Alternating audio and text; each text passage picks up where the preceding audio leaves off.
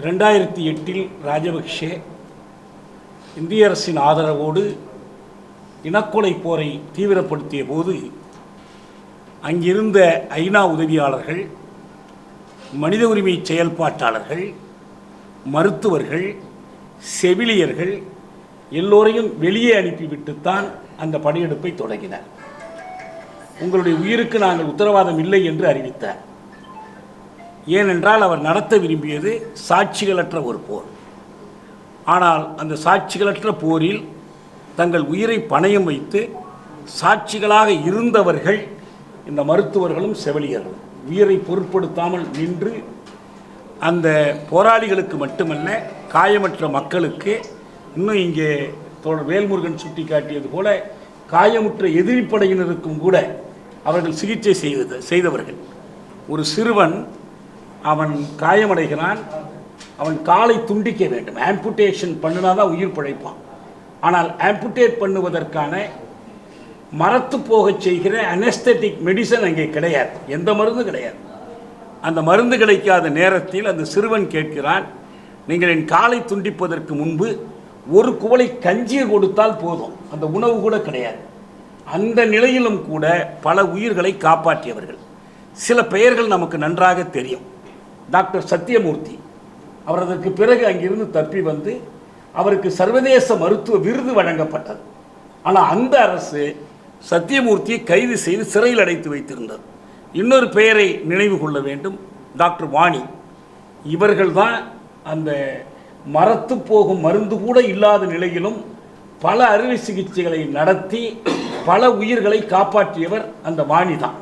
இந்த வாணியினுடைய பெயரை ஏன் நாம் மறக்க முடியாது என்றால், கோட்டபய ராஜபக்ஷே, இனக்கொலை தலைவர்களில் ஒருவனான கோட்டபய ராஜபக்ஷே வாணி கொடுத்த சாட்சியத்திற்கு பதில் சொன்னான். வாணி ஐநா அமைத்த விசாரணை குழுவில் சாட்சியம் அளித்தார்கள். எப்படி இந்த இனக்கொலை நடந்தது, எப்படி மருத்துவ வசதி கூட மறுக்கப்பட்டது, எப்படி அந்த மக்கள் விரட்டி விரட்டி கொல்லப்பட்டார்கள் என்பதை சாட்சியமாக சொன்னபோது கோட்டபய சொன்னான், பெண்களை பாலியல் வல்லுறவுக்கு சிங்களப்படை உள்ளாக்கியதாக இவர்கள் குற்றஞ்சாட்டுகிறார்கள், அந்த வாணி கூட அழகாகத்தான் இருக்கிறார், அவருக்கு ஏதும் நேரிடவில்லையே என்று சொன்னவன் யார்? கோட்டபய ராஜபக்ஷே. அந்த வாணி ஒரு மிக முக்கியமான சாட்சி. நான் உங்களுக்கு ஒன்று நினைவுபடுத்துகிறேன். இன்றைக்கு பாலத்தீனத்தில் நடைபெறுகிற இனப்படுகொலை இது நக்பாவிலிருந்து தொடங்கியது. 1948 நக்பாவிலிருந்து தொடங்கியது. முழு பேரழிப்பு என்ற பெயரில் யூதர்கள் இனப்படுகொலை செய்யப்பட்டதற்கு நிறைய சாட்சிகள், நிறைய இலக்கியம், நிறைய படங்கள், உலக அளவில் கண்காட்சி கூடங்கள் உண்டு. ஆனால் பாலத்தீனர்களுக்கு 5 திரைப்படங்கள் தான் அந்த நக்பாவுக்கு சாட்சியாக அமைந்தன. திரைப்படங்களுடைய முக்கியத்துவம் அதுதான். பாலத்தீன வரலாற்றையே அந்த திரைப்படங்கள் தான் பாதுகாத்தன. இன்று வரையில் அதுதான் சான்றாக இருக்கிறது. எனவே இந்த படம் அது யார் எடுத்திருந்தாலும், எப்படி நடித்திருந்தாலும், எப்படி வந்திருந்தாலும், இன்றைக்கு இனக்கொலைக்கு நீதி கேட்டு, முள்ளிவாய்க்காலுக்கு பிறகு இத்தனை ஆண்டுகள் கழித்தும் நீதி கேட்டு போராடுகிற ஈழத் தமிழர்களுக்கு, அவர்களுக்கு துணை நிற்கிற தமிழகத் தமிழர்களுக்கு, உலகத் தமிழர்களுக்கு இந்த போராட்டத்தில் ஒரு உறுதியான கருவியாக இந்த திரைப்படம் பயன்படும். அதுதான் இங்கே முக்கியமானது. நம்ம அந்த கோணத்திலிருந்து ஒரு படத்தை தணிக்கை செய்கிறவர்கள் பார்க்கிற பொதுமக்கள் தான்.